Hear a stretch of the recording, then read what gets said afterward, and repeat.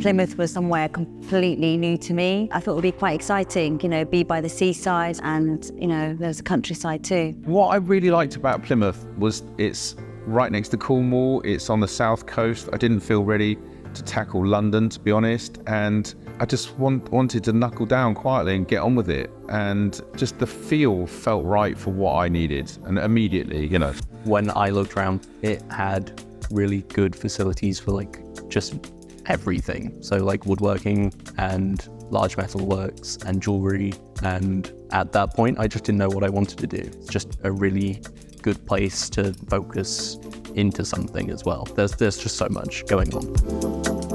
I've been doing this for quite a while, and you need to stay inspired, and the only way sometimes you can really feel inspired is, yes, do beautiful commission work, but also keeping your passion alive with your own projects and stuff that is driven by you is really, really important, to stay in love with what is a beautiful art form.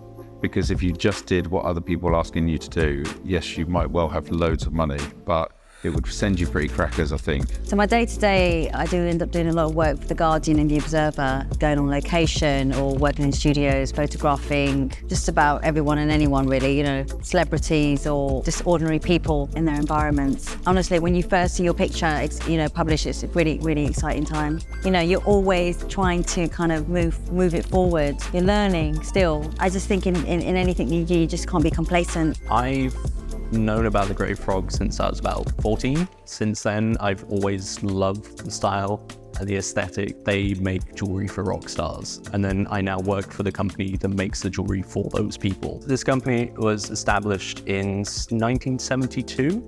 And since then, all of the big rock stars have just kind of gone to it. So Lemmy from Motorhead was probably the most famous person that really grabbed hold. And then they did stuff for Iron Maiden and Led Zeppelin, and so many just big names.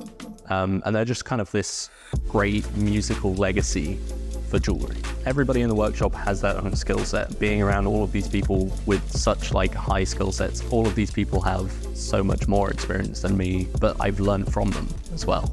So even if it's just a small tip of how to polish it quicker or something stupid like that, I now have that information, and it's just great to be in that environment.